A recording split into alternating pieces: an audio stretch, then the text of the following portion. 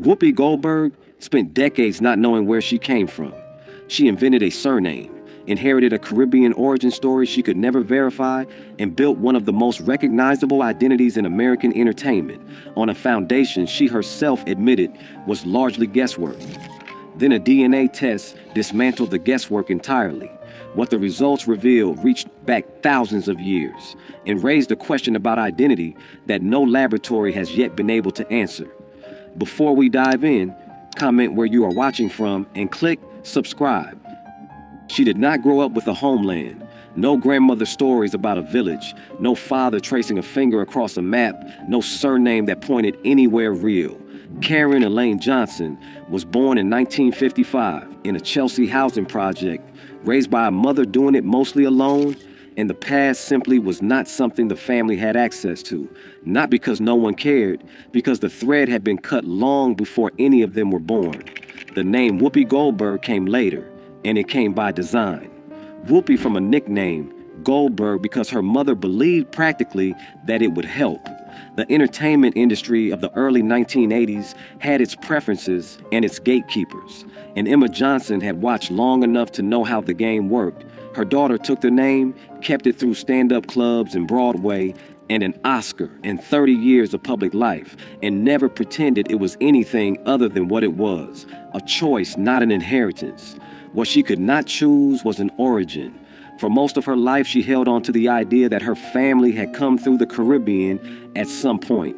It was not an invention exactly. It was the kind of assumption that circulates in African American families across the urban Northeast, where migration routes crossed, records thinned out, and somebody's elder once mentioned an island, and the details stuck. Plausible enough to repeat and impossible to confirm. She said so publicly, without drama. No performed grief, no theatrical longing for roots she could not name. Just a clear-eyed admission that she did not know where her family came from and had made a kind of peace with that. That honesty is easy to pass over, but it matters because it says something about what the DNA results would eventually mean to her. Not a shattering revelation, not an identity crisis, but a door swinging open in a wall she had quietly stopped expecting to move. The wall itself was not hers alone. Millions of African American families had stood in front of the same one. Understanding why it existed is the only way to understand what breaking through it actually meant. The 1870 census is where most African American family trees stopped growing. Not because the family stopped existing, but because before that line, the record stopped seeing them as people. Prior to emancipation, the U.S. Census recorded enslaved individuals and separate slave schedules.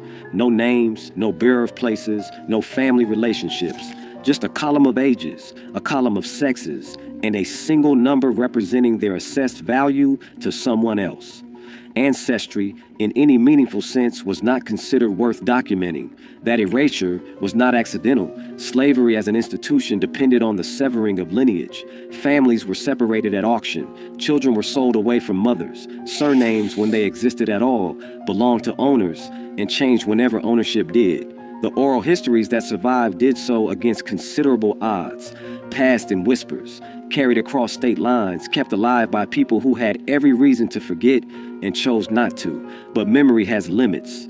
By the third and fourth generation after emancipation, the specific details blur. An ancestor becomes a region becomes a rumor becomes a family story that everyone repeats and nobody can trace. The Caribbean narrative that Goldberg carried is a version of this, not fabricated, but eroded, worn down by time and distance from whatever original truth it once contained. The Freedmen's Bureau records created after the Civil War were meant to help. In some cases they did, capturing names and locations and family connections that the census had never bothered with. But the Bureau was underfunded, short-lived, and uneven in its coverage. Entire states have gaps. Entire communities left no trace in its files. For families like Goldberg's, the documentary record runs out long before it reaches anything resembling an origin point. That is the wall, not a metaphor, a structural historical fact built from 2 centuries of deliberate omission. Documents were never going to get past it. The only tool capable of reaching to the other side was one that didn't exist until recently, and it works not by reading paper records, but by reading something far older. In 2006, Henry Louis Gates Jr. stood in front of a camera and asked a question that no historian had ever been able to answer with any precision. Where exactly did African Americans come from?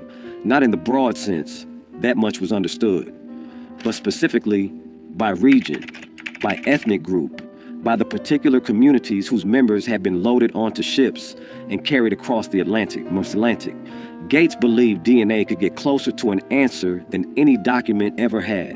The result was a PBS documentary series called African American Lives, and Whoopi Goldberg was among its participants.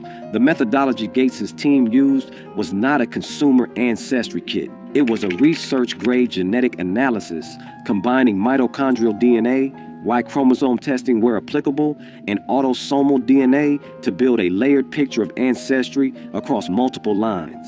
The African database they worked against had been assembled specifically for the project, drawing on genetic samples from populations across sub-Saharan Africa to allow comparisons that commercial tests at the time could not make.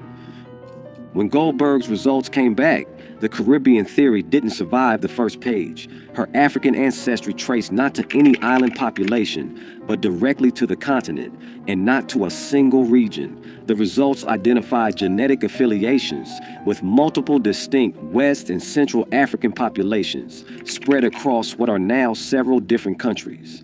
The picture that emerged was not a single point of origin, but a confluence, different lines, different peoples, different histories, all present in one person sitting in a television studio, waiting to hear her own story read back to her. What the results could not do was rank those connections with certainty. Genetic ancestry analysis at the population level deals in probabilities, not absolutes. A match to a particular ethnic group means a statistically significant similarity, not a confirmed genealogical line. Gates was careful about this on camera, and the distinction matters. The DNA was pointing at specific places on the map. It was not handing over names or dates or a confirmed family tree. It was, however, pointing more precisely than anything that had come before, and some of what it pointed to carried a history far weightier than a percentage on a chart. The Papel and the Bajago are not names that appear in most history books written outside West Africa. That absence is itself a kind of distortion. These were not marginal peoples living at the edges of events. They occupied the islands and coastal lowlands of what is now Guinea-Bissau, a small nation wedged between Senegal and Guinea on the Atlantic coast. And they had been there long enough to develop distinct languages, spiritual systems, and political structures entirely their own. The Bajago, in particular, had a reputation the Portuguese found difficult to manage. Their island homeland gave them a natural defensive advantage, shallow channels, difficult navigation, terrain that favored people who knew it. Portuguese slave raiders who operated along the West African coast in the 16th and 17th centuries learned, often at considerable cost, that the Bajago were not easily taken. They raided back. They attacked vessels. They maintained a resistance that lasted longer than most coastal peoples managed against the weight of European maritime power. That resistance did not hold forever. No resistance did. Through a combination of interethnic conflict, Portuguese military pressure, and the economic machinery of the slave trade that turned neighbor against neighbor across the entire region, people from Guinea-Bissau did eventually enter the Atlantic trade, carried primarily toward Brazil and in smaller numbers toward North America. The routes were specific, the ports documented, the numbers counted by the people doing the counting for their own commercial purposes.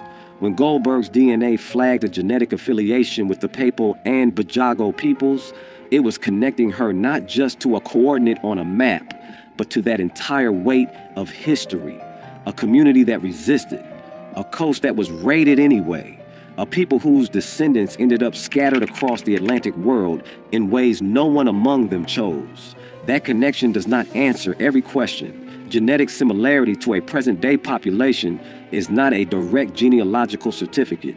The science is precise in what it claims and honest about its limits, but it places her inside a specific human story. And that story, once you know it, is not easy to set aside. The African ancestry results were striking. What came alongside them was harder to sit with. A portion of Goldberg's genome traced to European origins. Not a trace amount, not a rounding error, a substantial percentage consistent with what Gates's team was finding across nearly every African American participant in the series. The number varied person to person, but the pattern was consistent enough to constitute its own kind of finding. European DNA had entered African American bloodlines at scale, and the historical explanation for how that happened is not complicated, even if it remains deeply uncomfortable. Slavery in the American South created conditions in which enslaved women had no legal standing to refuse the men who owned them. Rape was not a crime when the victim was property. Children born from those encounters were classified as enslaved regardless of their parentage, inheriting their mother's status under laws designed specifically to ensure that the system reproduced itself. The white ancestry present in so many African American genomes today is, in the majority of cases, a direct genetic record of that. Not ancient history in the abstract, a biological inheritance from specific acts of violence that were legal, commonplace, and deliberately unacknowledged. Goldberg received this information on camera. She did not perform shock, did not look away, did not offer the kind of emotional response that makes for easier television. What she gave instead was something quieter, a recognition that this was always part of the story, that anyone who had thought honestly about African American history had always known some version of this was there. The DNA was simply making visible what had been rendered invisible by design. What the results could not do was name anyone. The European ancestors in her genome left no paper trail that connects to her.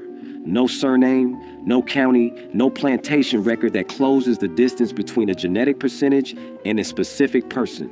They shaped her in ways that are measurable.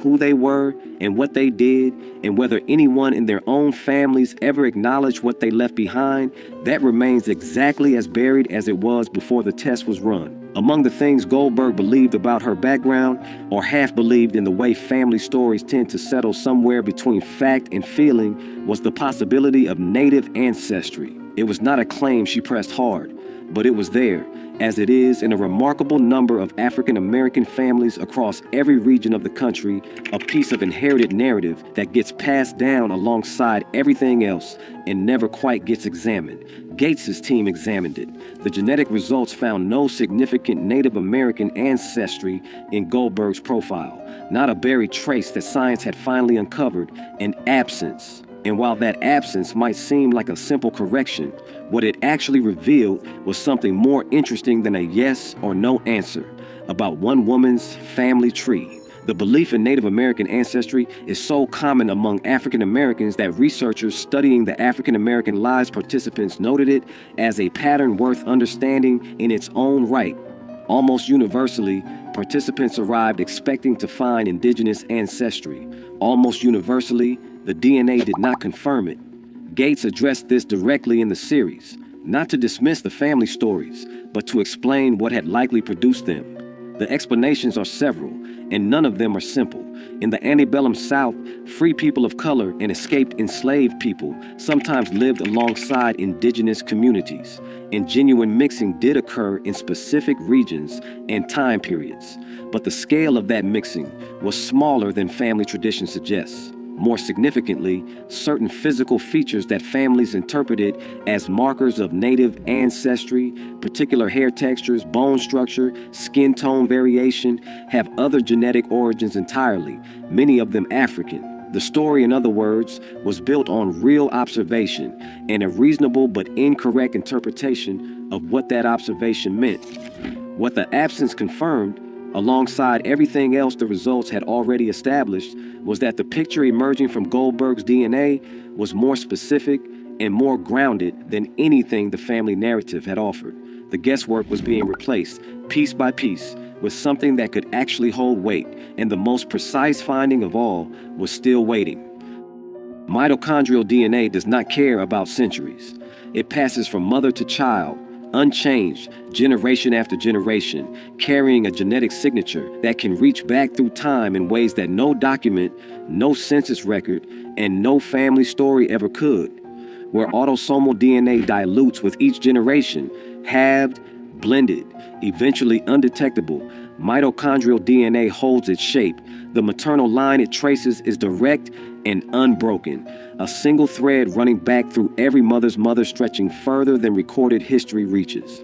Goldberg's mitochondrial haplogroup placed her direct maternal line within a lineage rooted in West and Central Africa, consistent with the broader ancestral picture the autosomal results had already established, but reaching deeper into it.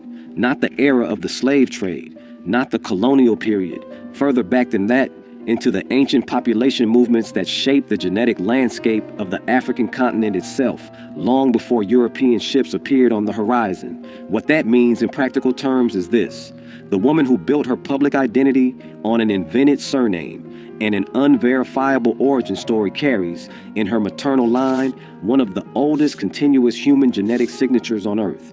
Africa is where the human species originated. The deepest maternal lineages in existence are African ones. Goldberg's haplogroup does not make her unique in this. It connects her to a vast and ancient human story that predates every nation, every religion, and every boundary ever drawn on a map. The significance of that is easy to understate. In a culture that has spent centuries measuring African ancestry against European ancestry, treating one as heritage and the other as default, a finding like this reorients the frame entirely. The maternal line that runs through Whoopi Goldberg does not lead to a recent immigrant or a colonial settler or a displaced community of the last few hundred years. It leads to the origin point of human history itself. That is what science established. What remained, and what no haplogroup analysis, no subautosomal percentage, no genetic database could resolve, was the question of what any of it means to the person who carries it. The results taken together told a story that no family tradition had come close to capturing. Guinea-Bissau, Namibia, West and Central Africa across multiple distinct populations. A European ancestry that entered the bloodline not through choice but through the specific violence the institution of slavery made routine. A maternal haplogroup reaching back through thousands of years of human history to a continent that was never just a point of origin for Goldberg's family. It was the point of origin for everyone. The Caribbean story was gone. In its place was something far more specific, far more complex, and considerably harder to reduce to a single sentence. Goldberg has spoken about the experience of receiving those results, and what she has said is worth taking seriously. She did not describe it as a transformation. She did not emerge from the process with a new identity or a revised sense of self. What she described was closer to recognition, the feeling of having a suspicion confirmed, of seeing something she had always half known made legible at last. The blank space had not unmade her. Filling it in did not remake her either. That response says something important about the relationship between ancestry and identity that the science itself cannot address. DNA reveals origin. It does not determine belonging. The communities Goldberg's genome connects her to, the Papal, the Bajago, the unnamed West African peoples whose descendants were scattered across the Atlantic world, are not communities she grew up inside. The connection is real and it is meaningful, but it is not the same thing as lived experience, shared language, or inherited culture. Those were taken. The DNA survived. What she kept through all of it was the name. Whoopi Goldberg, invented, Jewish-sounding, chosen by a woman who wanted doors open and kept by a woman who had long since stopped needing anyone to open doors for her. The genome tells one story, the name tells another. Both of them are true, and the tension between the two, between what we inherit and what we choose, is not a problem the science was ever going to resolve. What the DNA returned was a history that had been taken in impartial form, recovered. African ancestry is documented. The maternal line is ancient. The European presence is confirmed, and its origins, in all likelihood, are not innocent. What remains out of reach are the specific people, their names, their circumstances, the precise moments when lives intersected in ways that were rarely recorded, because recording them would have required acknowledging them. Science moved the line. It did not erase it. The name on her credits was always chosen. The blood was never consulted.